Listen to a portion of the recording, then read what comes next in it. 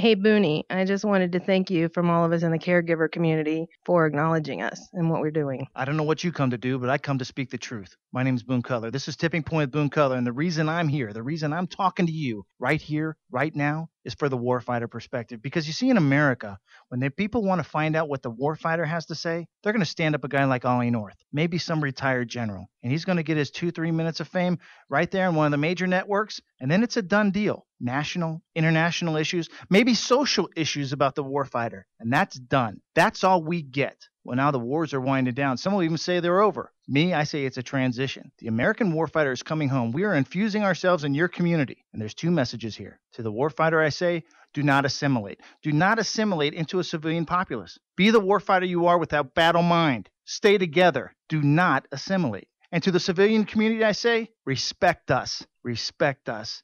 Understand us. Get to know us, because we're not going anywhere. And by the way, we are the leadership community of this country. We are the descendants of Sparta. We are the samurai society right here amongst you. We live a life of honor. We are here to lead, so stand by. On today's show, we're going to talk about caregivers, because out of the 2.4 million who have served in Iraq and Afghanistan, 25% of us have disabilities. I happen to be one of those guys.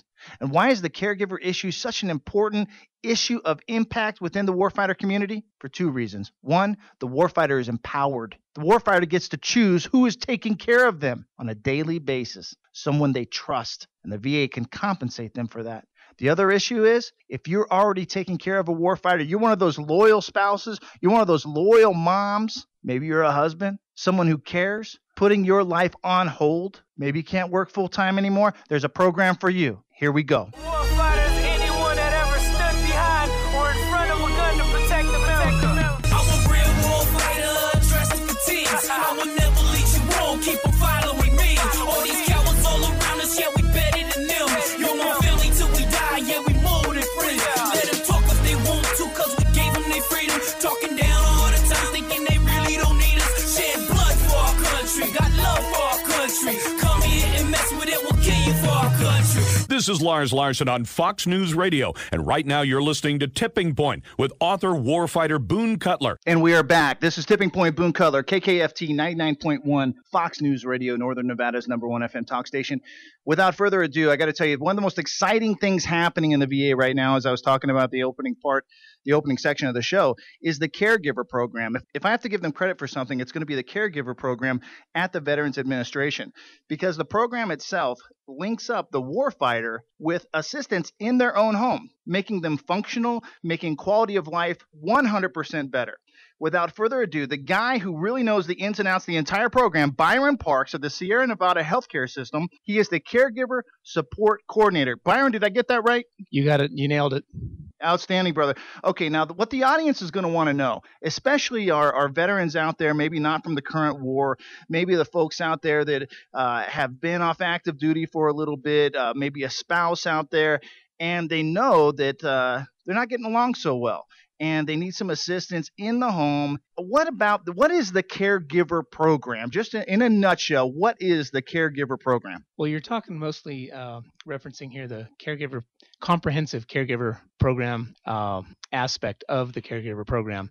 So let me address that first. The comprehensive program consists of veterans applying to request a caregiver support person in their home. And that can be somebody that's usually a family member, but it can also be a friend or someone else that is willing to commit to that obligation and that support to the veteran long term. And when you say long term, who makes the decision on who is qualified to be a caregiver for the veteran? Well, the caregiver is chosen by the veteran. So if it's me, I can pick my Uncle Dan, I can pick my housekeeper, I can pick my veterinarian, my wife if she's not interested.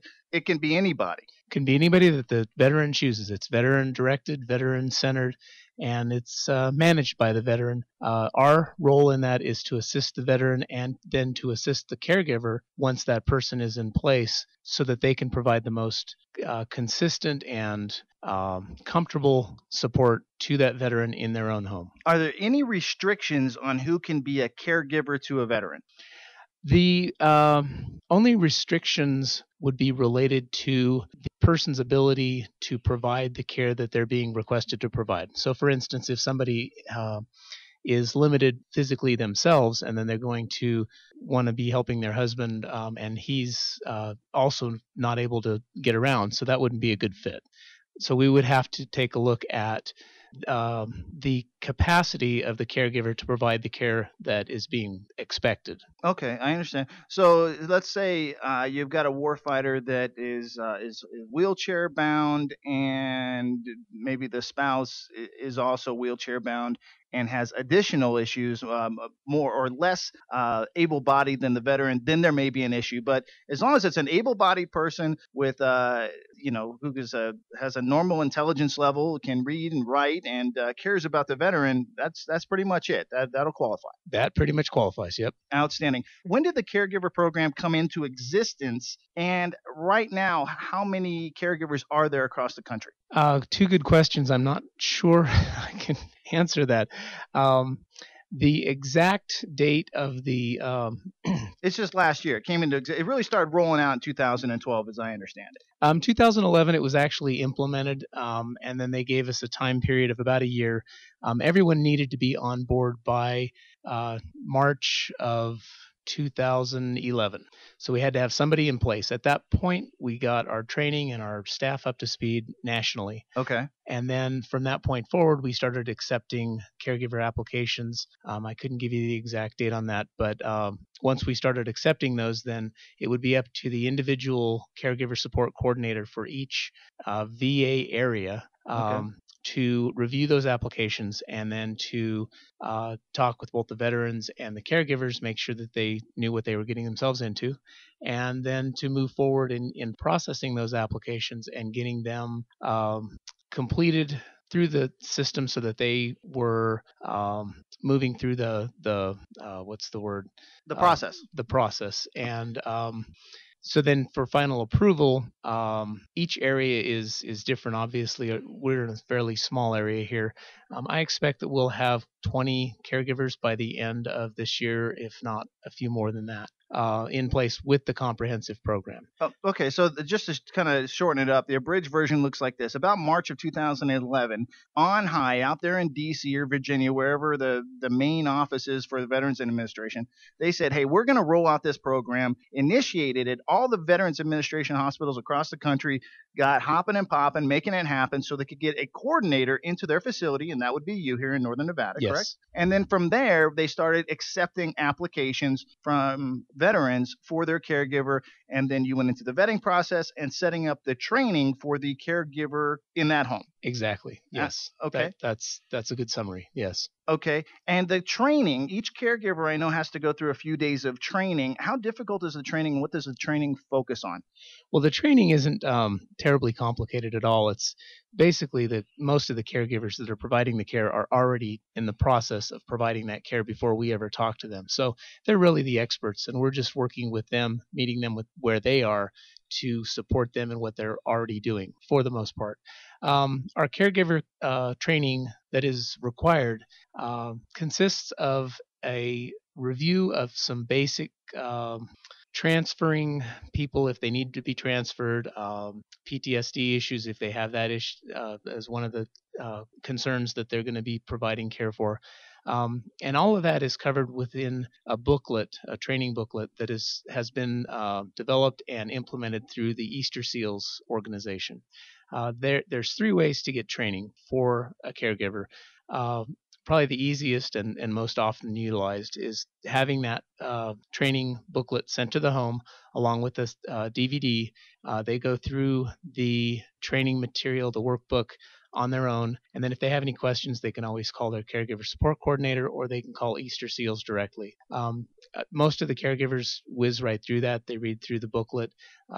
There is I want to call it an examination at the end of it, but a review, I'd say, Right. of the caregiver materials. They complete that review, couple pages of review, and then they mail that back into Easter Seals. Easter Seals takes a look at that just to make sure that they understood the material in the book, and then they let us know that they've completed that training.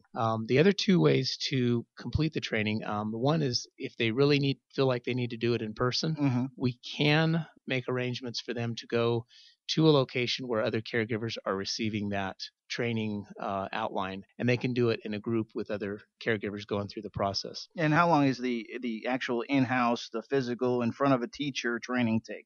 That takes about 8 hours. Okay. It's a day-long training, and it really provides for some support and a connection between the caregivers with other folks going through the same thing. And a good time to tie in with the caregiver coordinator. Well, the caregiver coordinator doesn't actually present that material, Uh-huh. but I do, for instance, when we provided that training in person, I do come down, I introduce myself, and provide some feedback about what we're doing here locally to the caregivers. We have a real regular contact with our caregivers in any case. Right. So if they have questions about the caregiver program or issues related to the VA generally, and they need some support, I'm more than happy to help them out with that. So I have a pretty good relationship and get to know the caregivers anyway. Right. Then, before I forget, the third way to complete that training would be online. They give them they mail in the same booklet, and then they go online, they get a passcode, and they're able to complete it online. And then Easter Seals gets a final okay that they completed that version online. So wham bam, thank you, ma'am. You can either get the discs mailed to you, take the test, send it to Easter Seals. You can either do an in-house training, and that's with a teacher and the whole chalkboard thing, or you can do it online, get graded, and that's how you get your go for the situation, for the testing. That's a good summary. Okay. Yep. Hey, Boone, I had a question for him. Okay. This is a shock to you. That's the first time I've ever opened my microphone and asked a question. We're still on air, aren't we? Yeah. Outstanding. It's Hey, amazing. look at that. The engineer is talking. Mr. Silent Sam. I had a please talk question to for us. Byron. Who can be a caregiver? Say you have a veteran in the area who has no family, no other support group, and they're just Let me field the question. Okay. Anybody the veteran says, I want to be I want that person to be a caregiver, but this is what we're going to get into. It has to be a veteran from the current era, from the current war. Okay, but say you have somebody out in the community who wants to be a caregiver. Do you accept them and then match them up with a veteran who doesn't have somebody? That's a really good question. We get that quite frequently from people that would like to fill that position. And the answer, by and large, is no. This isn't a job that you're applying for. This is generally something that the caregiver has decided that they need the support in the home. They wouldn't be living in the home if they weren't getting that support, by and large, anyway. So they usually have somebody in mind. And it is initiated by the veteran. It's not initiated by someone from the outside saying, I want to volunteer my time. I want to help somebody out. How do I apply for that? That doesn't exist. Good question. I hadn't even thought about that. But typically, from the guys I'm talking to in the community, it's a warfighter who comes home, doesn't have anybody but maybe a mom or a dad or a cousin or a sister. There was a young warfighter missing his leg. Last time I was at Walter Reed before they shut it down, and his sister was his caregiver. Most cases, it's going to be a spouse. But I hadn't thought about that just as an employment. Well, because I was driving down Mill Street one day, and I realized that there was a facility on the side, one of the homes there, that there were several gentlemen that were warfighters that were living there on their own in an assisted living center, basically. Right. That basically all they had was the staff there, and if they decided they wanted to move out of that center and be independent, who would they get to be their caregiver? Who would they have as a caregiver since they were here on their own if they didn't want to be in this assisted living center? Right. So that's what, maybe a food for thought for a future expansion possibly. Yeah, well, and you're covering two different elements of the caregiver program. One is that as a general caregiver, and this gets away from the comprehensive aspect of it, which you just touched on, the comprehensive program is set up specifically for veterans discharged after 9/11/2001, after the current conflict. And the reason for that, the rationale, is that veterans that were discharged before that from other conflicts have long since dealt with the needs related to their service-connected injuries that require a caregiver or caregiver support. And I can hear some guys out in the audience right now, Vietnam era, Korea War era, World War II, guys from Somalia, on and on and on, because let's not forget, even the Balkans, we had guys injured in the Balkans, Kosovo and whatnot. But if you're talking about prior to the current war, this what they call GWOT, Global War on Terror, before that, there is another program. It's not called the Caregiver Program. It's called Aid and Attendance. Is that correct, Byron? That is a program. And it's similar, but it's not exactly the same. Right. And not everybody qualifies for that either. Right. So there are a lot of different elements to making sure that you're providing the right documentation. And I would refer anybody that wants to access the aid and attendance to work with a veterans service officer. Don't go to somebody that's saying, I'll do it to help you out. If they're charging for that support, then that's actually illegal. Right, but put the kibosh on that. Hey, I hate to cut you off, but we got to go to break. Everybody, sit your ass in the seat. When we come back, we're going to talk about the benefits of the caregiver program and what a stipend is. We will be right back. This is Boone Cutler, author, warfighter, and host of Tipping Point. I want to talk to you for a minute, just 1 minute, and take the time to listen to what I'm saying. The American warfighter today commits suicide at a rate of 18 per day. That's 1 every 80 minutes. By the time you finish eating dinner this evening, a warfighter will have committed suicide. This is a tragedy. We're losing the greatest of this generation every day at an alarming rate. Currently on active duty, a warfighter commits suicide 1 every 36 hours. But there are ways to help, and you should help. You should help right now by contacting gallantview.org and find out how you can contribute and help stop, even eliminate, the warfighter suicide rate. This is a tragedy, and you can help right now by contacting gallantview.org. Do it now. Make it happen. All the way.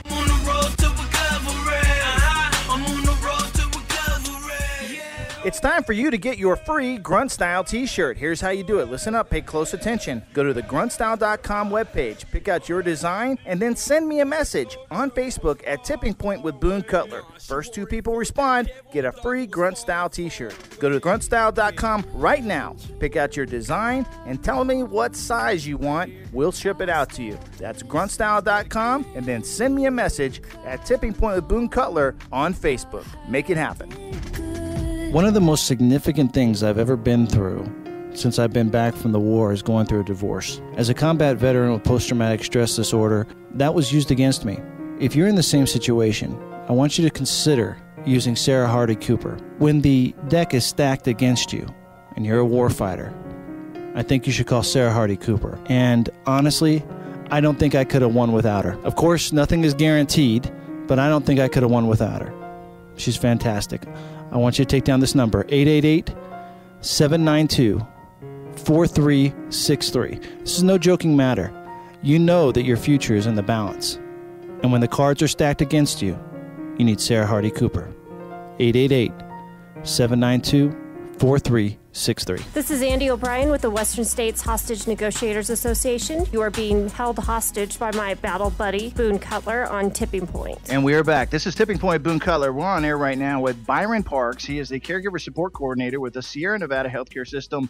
Let me just summarize what that means. He's the dude at the local VA that has the Caregiver Program all set up. He's your point of contact. So if you're a veteran from the current war or a spouse or a family member interested in the Caregiver Program, the guy you got to talk to is Byron Parks. Just walk through the door, look to the right, ask anybody, hey, where is Byron Parks? I got to talk to that guy. They'll direct you, and Byron will help you out. Am I wrong or am I right, Byron? I will be glad to do that. Outstanding. Okay, we were going to talk about benefits of the program, but before we do, a very poignant and very good point was brought up by Craig, which is, can anybody be a caregiver? And here's how we address that. Typically, a warfighter has in mind who they want to be a caregiver, and why it's so important is because in our community, it's very difficult to trust people. So it would be very rare that we would even accept assistance or help from someone we didn't know that was going to be paid as a caregiver.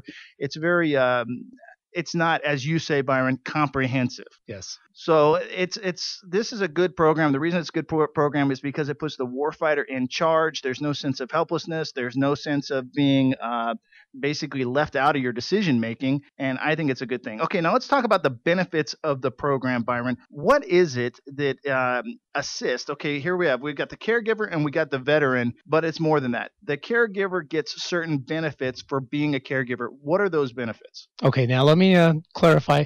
These are post 9/11 veterans. Correct. Service connected. That's a requirement, that there has to be a service connected injury that necessitates their needing a caregiver in the home. So they meet those criteria, they complete the training, they then will be eligible for either one of 3 tiers, depending on the extent of their disability as determined by their physician at the VA. So the physician reviews the disabilities and the needs of the veteran. They then meet a level of disability need for assistance, a tier 1, tier 2, tier 3 need for assistance. Right. Okay. And once they are qualified, they go through the training and they're found to be eligible.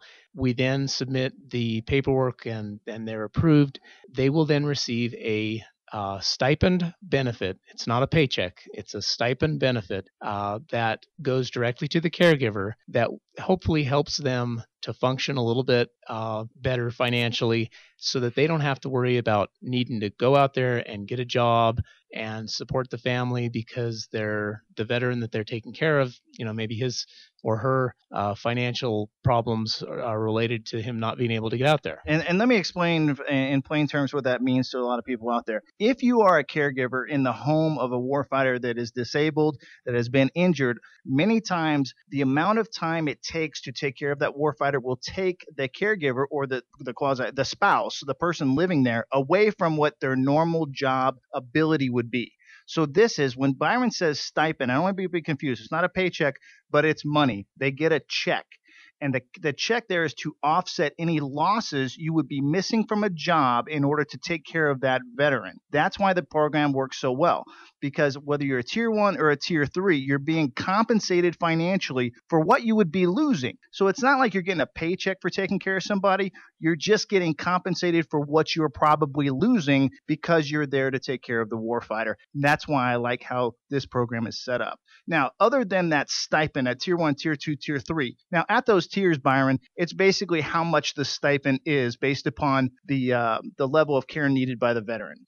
That, and it's also determined by the location of the veteran and caregiver, where they live, basically. Okay. So somebody in San Francisco that lives in a high-end area, and there's a lot more costs associated with just living there, they're going to be rated at a higher level of I don't say reimbursement, that's a bad term, but the stipend is going to be larger for them. Based upon cost of living. Based upon cost of living. Okay, for the area. And they determine that based on what if they were having to pay somebody to come into the home, they try to adjust it so that it's near to what somebody that from an outside agency might be making if they came in and provided similar assistance. Okay, and we don't want to talk numbers because I don't want to talk out of school, but to those listening right now, go check out and find out what the tier 1, tier 2, 3 is. We don't really have the time to go into what levels, and there's going to be a lot of questions in that, but just understanding what that warfighter needs. Many people qualify for this. You really need to check it out.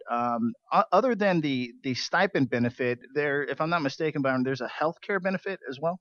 The health insurance? Once a caregiver is approved, we strongly encourage them that if they already have health care, that they keep that. Mm-hmm. Because there's no guarantee that the veteran is going to continue to need the care that they're providing. Right. Or other issues can come up where they would, if they give up their health care that they've already got, which may or may not be better than what the VA can offer, but they may not be able to get that back once they lose that. So we really encourage them, if they've already got health care, keep it. But if they don't have health care, and that's something that is, especially with a lot of the caregivers that are really not attending to their own needs the way they need to be, right. They do qualify for Champus, which is similar to TRICARE. Champus was around before TRICARE was around. Right. And it provides for doctor, I'm trying to think of the other resources. I believe they have some dental. I'm not sure if they provide mental health, but I think that might be an aspect of it. But it's basically insurance. Right. And so talk to your caregiver support coordinator. They can get you a copy of the Champus for Caregivers resource book. It's an insurance booklet, and we can send that out to you, and you can take a look at if you're a caregiver and you need that resource to keep yourself healthy. Now, everybody listening out there, you really need to spread the word. Once I post the show up on YouTube, you need to send it to other people, get people listening, because it's not like the VA is going to pay for some sort of advertising and commercials and all this kind of stuff. The way we learn about things as a warfighter is through word of mouth. So please share this information. If you know a warfighter, and they're a warfighter from the current era, please tell them about the caregiver program. If you are in Northern Nevada, go see Byron Parks. If you're anywhere else in the country listening on YouTube, go out there and check. Or if you're listening online, we have a huge streaming audience. But go in there, check the local VA system, and find the caregiver support coordinator. Byron, other than the caregiver stipend, which is cash, and we don't want to say it's cash, but it's cash, and other than the insurance, are there any other benefits to the caregiver for the program?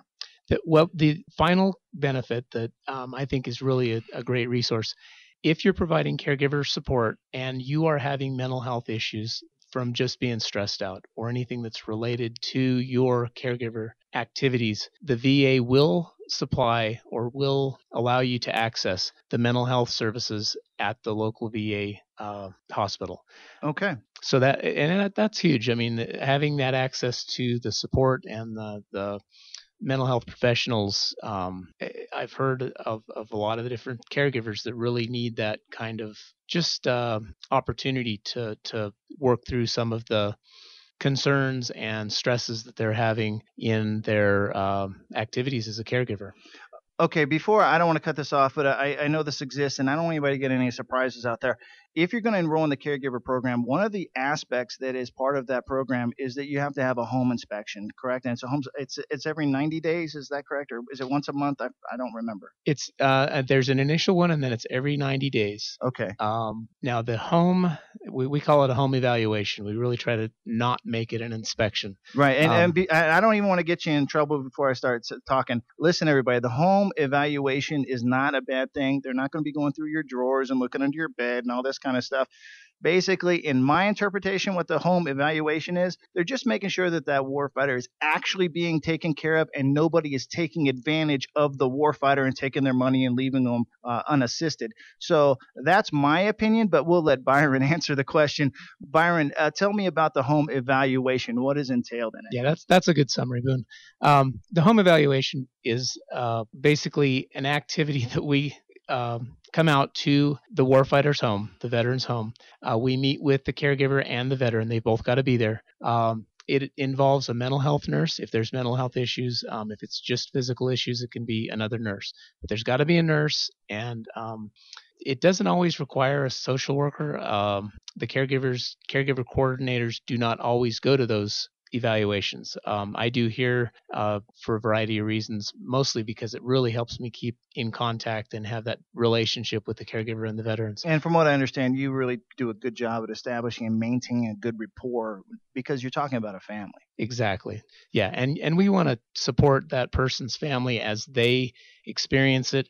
If their family is their landlord, or if their family is people that we don't normally look at as providing that kind of resource, we want to encourage them to nurture that relationship, and for the caregivers especially to learn to take care of themselves.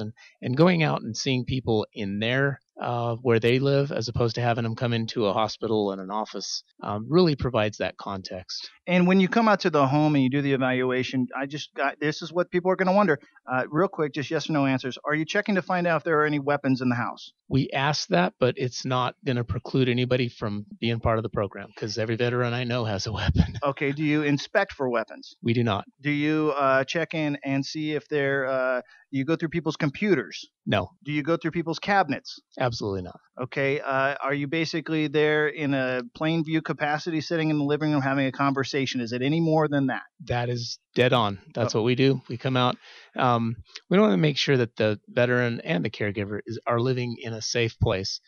We don't want them to have to deal with stuff. For instance, if a veteran has a wheelchair or a walker and can't get through the house because of cords along the floor, that kind of thing, we're going to talk about safety issues. Recommendations, and that kind of thing. Right. But it's not an assessment of how you live at all. It's supportive, it's nurturing, and it really is to develop the relationship so that the veteran and the caregiver can feel comfortable. Outstanding. Hey, thanks for your time. We're going to move on to some other guests. Everybody else, we got to go to the commercial break. This is KKFT 99.1 FM Talk. Honey, I know that you are just so extremely impressed with, let's say, like my construction. Yeah, your MacGyver-style prowess. Yeah, the MacGyver style. I mean, pretty much some vinyl sheeting, duct tape, and shoe goo, and we got a house, right? Yeah, pretty much. Oh, you forgot. Zip ties everywhere. That's right. You don't want me doing work at your house, but I'll tell you what. Rick Schooler there in Fayetteville, North Carolina, just outside of Fort Bragg.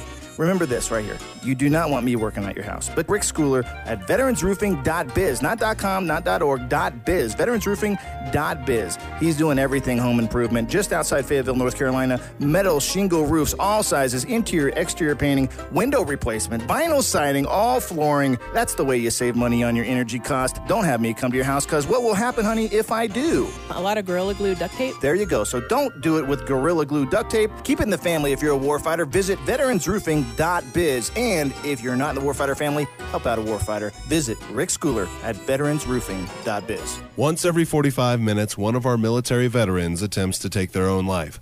Every 80 minutes, one of them succeeds. The Tranquil Valley Sanctuary, located in southern Idaho, provides a safe place where broken horses and broken veterans can heal together and hopefully reduce this horrific number. Through the use of equine therapy, America's veterans suffering from post-traumatic stress disorder, severe depression, as well as chemical addiction now have a second chance at a normal civilian life free from the shackles of PTSD, depression, drugs, or alcohol. They can't do it without your help. Your generous gift of $100 will feed one horse for an entire month. A mere $25 will sponsor a therapy session for one veteran. The Tranquil Valley Sanctuary provides hope, healing, and recovery for those veterans who feel they have no place left to turn. Make your donation online today at tranquilvalleysanctuary.org. The Tranquil Valley Sanctuary is a 501c3 organization. Donate online at tranquilvalleysanctuary.org. I still can't think. What's wrong with me? Got PTSD. What's wrong with me? Got PTSD. These pills ain't working, man. I still can't think. Nothing's ever gonna be the same again. Everything's different. There may be some of you listening right now that have post-traumatic stress disorder, or what they refer to now as a post-traumatic stress injury, and you're also not a combat veteran. Many people in America like to hang out with warfighters, even if they're not a warfighter, because they have PTSD, either from maybe a sexual trauma or a car accident or natural disaster.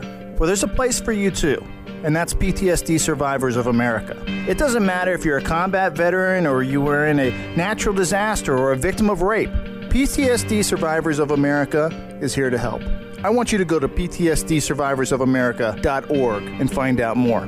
Come one, come all. If you have PTSD, that is your rally point. ptsdsurvivorsofamerica.org is here to help.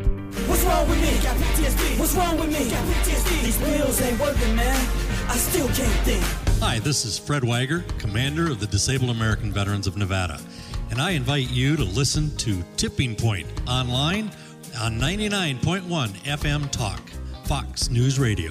And we are back. This is Tipping Point with Boone Cutler on KKFT 99.1 FM Talk, Fox News Radio, Northern Nevada's #1 FM talk station. That's a mouthful. Okay, next up on the line, we have Patty Catter. Now, let me talk to you about Patty Catter a little bit. She's not only a caregiver, she has a husband who's a warfighter from the current war. She's in the program, but she does so much more. She's also the founder of Voice of Warriors, or VOW.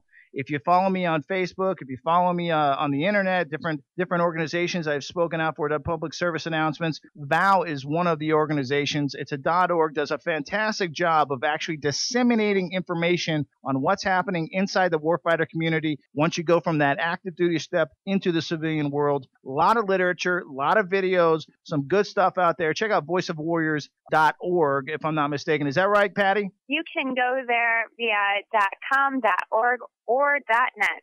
Okay, voiceofwarriors.com, .net, or .org. Patty, welcome to the show. How are you doing?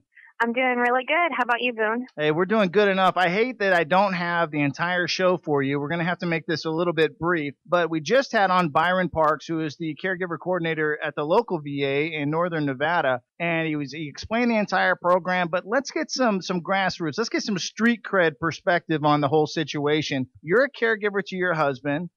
Injured, was it Iraq or Afghanistan? In Iraq, 2007. In Iraq, 2007. And how long have you been in the caregiver program, and what are the benefits in your family? What's happening with that? And just tell us about it and how it's made a difference. Well, honestly, I have a little secret you didn't even know. I went with the Wounded Warrior Project back in 2010. We petitioned the White House, and actually I'm one of the caregivers who implemented or helped to get this bill implemented for caregivers. So I've known about it for a long time, but I really didn't apply for it until, I think it was the end of last year. Okay. And, well, first of all, thank you for doing that. I think it's a pivotal program. I think the program makes a huge difference in families. In your particular family, have you run into any snags? Because those out there listening right now are going to be like, oh, that's a bunch of crap. They're going to make it hard. They're going to put me through the mill, all this other kind of stuff. How difficult was it for you and your family to get into the caregiver program? Well, honestly, for us, it was very simple. But my husband has a long documented history of medical problems and medical care that he's been through. I don't know if that particularly has anything to do with it, but it was quite simple. I filled out an application, and I think it was about 30 days. I went through, did some classes online, and was approved within a month. So it went very quickly for us. Have there been any snags in the system? Not at all for us. None. None at all. And it was so simple. You know, I hear a lot of caregivers say that they are afraid for the VA to come into their homes. They don't like that feeling. But to be honest, I mean, they just come in and they sit in your living room or at a kitchen table and they just talk with you. They do it out of convenience. And, you know, sometimes that may be hard to believe because, you know, we all encounter some red tape here and there, but really the caregiver program has been incredibly smooth for us. No, I've seen the how has it helped you and your family? What benefit have you received other than the caregiver stipend, which they don't want to call cash, but it's cash? Other than the mental health assistance, other than maybe the health insurance, a lot of people say that what has really helped is it's taken a lot of pressure off trying to find that extra dollar, or at least a lot of people say the reason it's helpful is because I don't have to choose to take care of my husband or maybe work full time. I can work part time and take care of my husband, so I don't have to make that difficult decision, and it helps out families.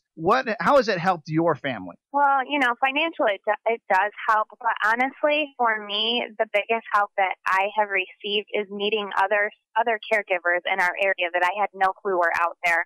I thought I was all alone here in Michigan as a caregiver, and I've been really blessed to meet some really great caregivers through this program. I hear that a lot. Now, how many caregivers have you been able to tie in with? And you say you're really blessed to be able to tie in with these people.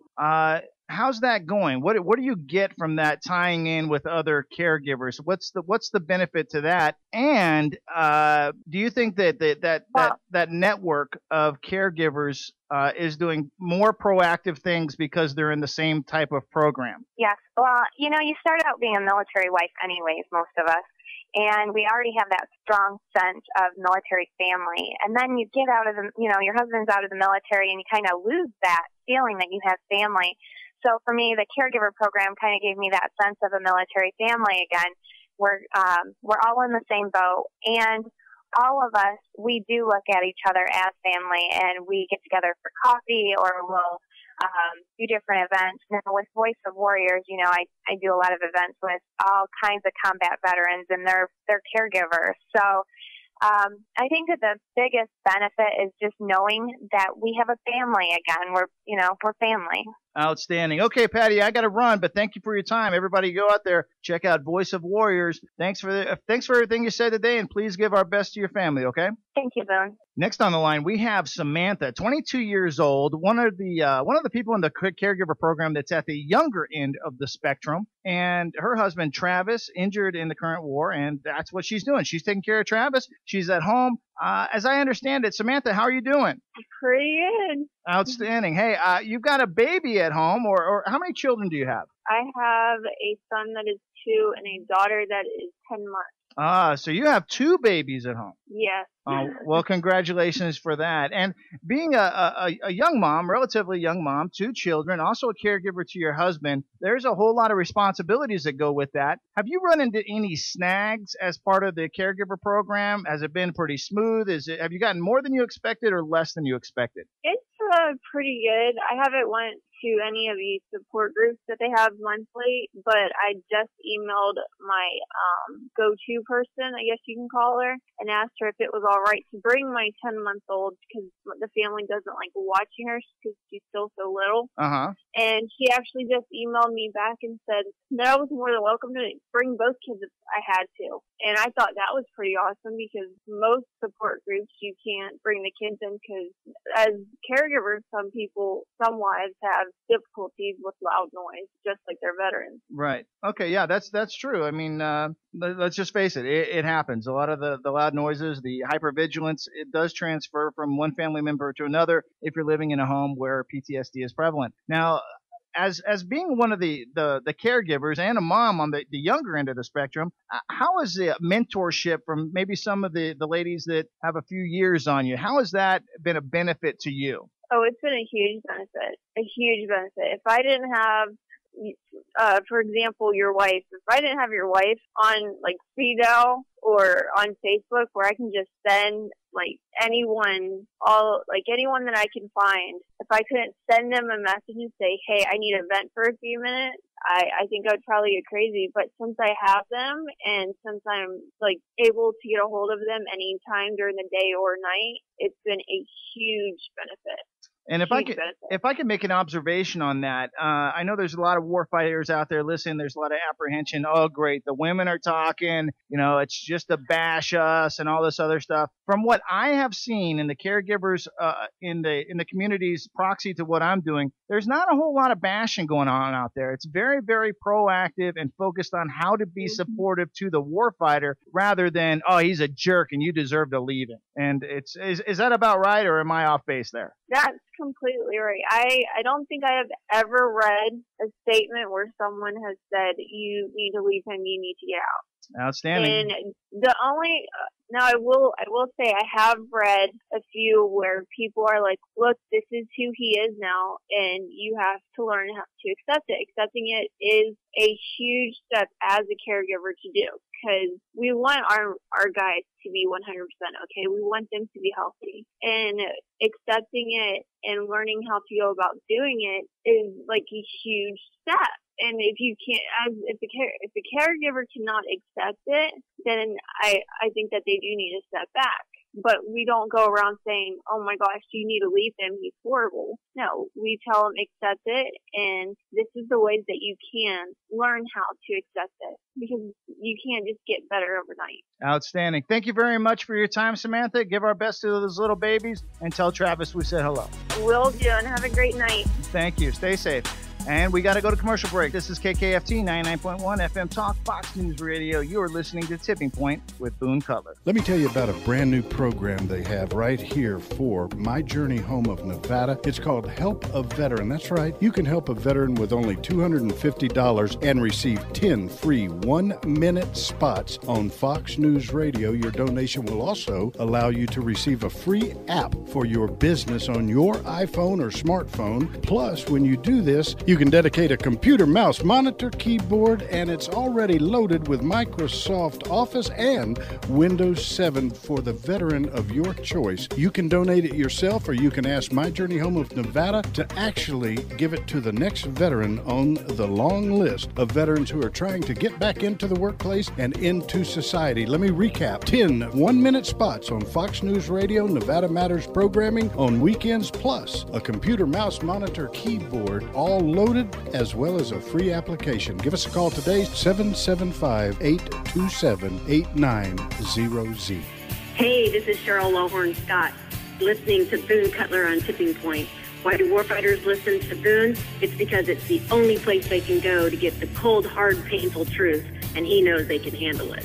Thank you for coming back to Tipping Point, Boone Cutler. I want to say to everybody out there, money is the name of the game in a lot of games, and around here, unfortunately, I also need sponsors. So if you're interested in sponsoring Tipping Point Boone Cutler, please get in touch with me either on Facebook, Tipping Point Boone Cutler, contact me, contact the station, contact somebody. But if you want to sponsor the show, you want me to do your commercial, I'll say it. I do usually a pretty good job producing those things, and we will run it every week. Not only that, you will get replays in infinitum forever on YouTube, because the show goes to YouTube every week. The next segment on the show is the newest segment of Tipping Point with Boone Cutler, and that is the Shame on America segment. I'm proud of my flag and I fought in the war. Yeah, therefore I stand toy. No veteran down. Shame on y'all. And Shame on America. This week's Shame on America, let's just say highlighted guest. Shame on the National Personnel Record Center for screwing up our records. That's right.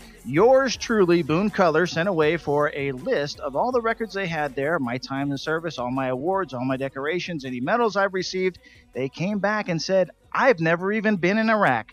Never served there, no record whatsoever. Now, of course, I have my DD-214, and all they have is my first term of service where I got out in 1994. From 1994 to my discharge at Walter Reed, nothing there. Maybe I was a secret agent that it was so secret I don't even know about myself. How scary. So this week we say shame on America to the lazy people, not everybody, just the lazy people that are screwing it up out there for everybody at the National National Personnel Records Center, because you're not only screwing me over, I've got 47 people commenting on Facebook saying, you're hosing me too. Shame on you, National Personnel Records Center. Shame on you.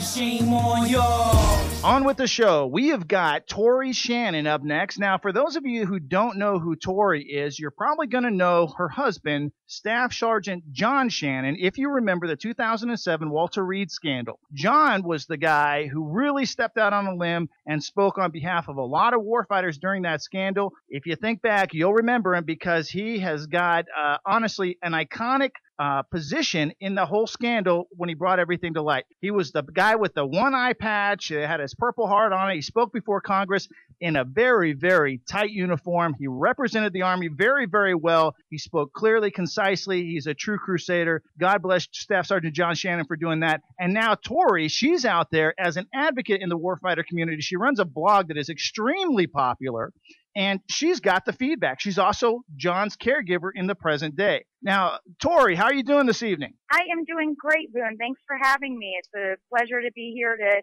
speak to the community about caregivers and answer any questions. Well, first off, I have to apologize to you. You've been on the show before, but I didn't get a chance to air that segment, or we didn't get a chance to finish the interview. I wanted to have you back. I know you got a big voice out there. You're making things happen. You're not exactly you don't exactly pull the reins back. You let it fly, and you tell it like it is in a very, very direct manner. Tell us from what you're saying. First of all, what's the name of your blog, and then what is the feedback you're getting from caregivers about the program? Sure.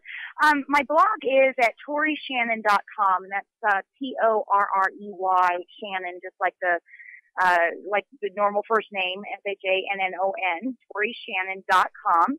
And I opened a blog last summer, and it has been quite a reaction from the caregiver community and the warfighter community in general. I talk about everyday life issues that affect wounded warriors and their caregivers. And my motto is one voice makes a difference for many. So I've gotten some wonderful feedback. Probably the most resounding thing that I hear from caregivers is I'm not alone. They always feel like they're so isolated and that their struggles are unique. And they come to my blog and they find out, oh my goodness, there's somebody that's been there and done that and likely has the answers or can get the answers for them. Right. So the feedback that I get from caregivers in general has been very positive. There's a sense of family and camaraderie that, you find in the military, but it transfers into the caregiver community. And it's a wonderful thing that we can all share information and empower one another. And the caregiver program that the first day of application was back in May 9th, 2011. And, the VA has made some great strides in improving the caregiver program. They're interested in getting feedback. I've constantly had a direct line with, the powers that be that run this program in DC, and they are looking to improve the program or streamline it and make it work. So I think that when we all use our voice and communicate with each other, whether it be through my blog or through your show or any other type of medium, I think that we are really being heard. Outstanding. That doesn't mean there aren't kinks in the system, but that's how we fix it. That's how we fix it, is by sharing and empowering.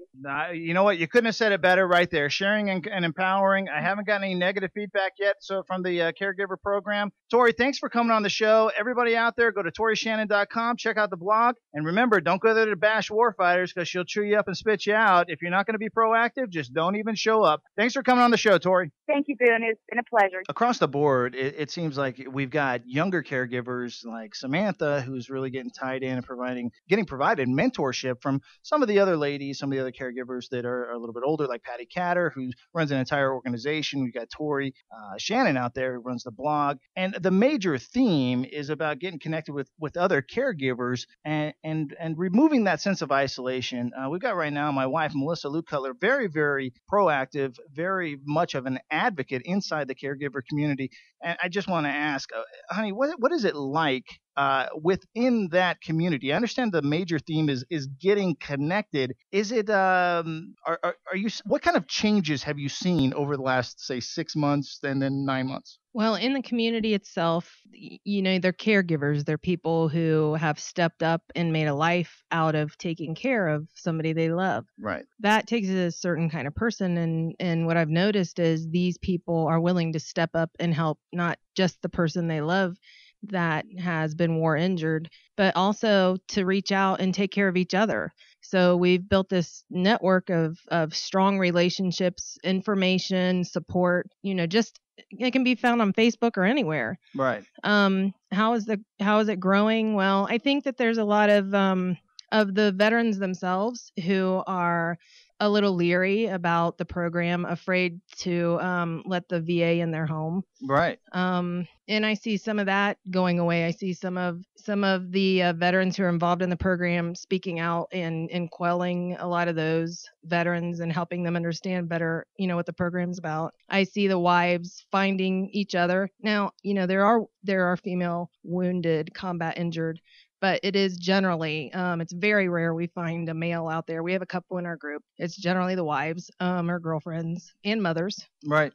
But, we find each other. And if we run in, especially, I've seen this program change the lives of so many people. They're destituted because a lot of times the wife can no longer work. Yeah, right. She's really staying at home. It's more than just being a stay-at-home wife, stay-at-home mom. That warfighter needs that care, and it's as simple as, are they going to forget to turn off the stove? Are they going to miss a medication time? And for those guys with TBI, yes, you can set up reminders and alarms and all this other stuff. But as quick as that alarm goes off is as quick as you'll forget the alarm went off to take your medication. So I say out there how important the caregiver is for even the simplest of things like, hey, honey, here's your medication, and I'm going to stand here and watch you take it, because if you don't, it just starts this downhill slide. So it's simple things, and it's very, very difficult things. And, finding this connection with each other, reducing the paranoia that the caregiver program is some sort of big brother program because they're going to come to your house.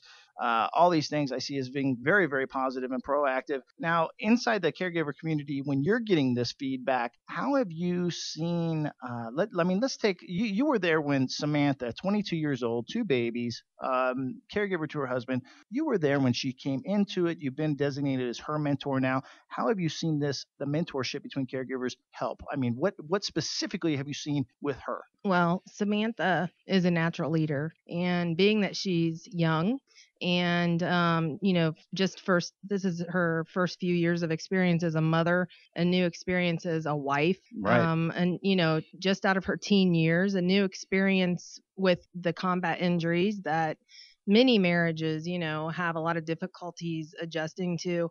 She is a leader in the community in reaching out to other people already, but she had a lot of trouble, just because she has such a heavy load on her. And it wasn't that she doesn't have the right, you hear her. She's got the right idea about everything. She's got the right concept. Where did she start, though? I mean, let's get a contrast. Compare a contrast. Where did she start out? Where was her mind? What did she need? What was she not getting? And where is it now? Because now we see a very capable person able to articulate, the proactive points of the program and what she's getting and how she's being connected. What was it like when she came in? I mean, just tell me what she was like then and what she's now. How has she grown? Well, she has mountains of paperwork. She doesn't have support. This is all in the beginning. None of these things. Now that she has support and contact, we have just about daily contact. She is a positive influence for me too. So I encourage her to write. She's got a gift for writing. And, we take the opportunity to just lift each other up and support each other. Samantha has grown from somebody entering a world that's difficult for somebody my age to enter. And with the help of all of the people around her and her own, ability to adapt, she's a leader in the community now. It's a big difference. So is it fair to say that originally when she first came into the program, she was somewhat lost, disconnected, and now she's found a sense of empowerment. She's come into her own. I think so she's more capable to handle her situation because of the caregiver program. Definitely. Outstanding. This is Tipping Point, Boone Cutler. Remember, every warfighter needs 2 things to survive in any operational environment. That's a battle buddy and a mission. all the way. Make it happen. Get me being punished for doing anything to survive. Now that's a war crime. Y'all not taking care of your own. You people turning your backs on the ones who fought. Now that's a war crime.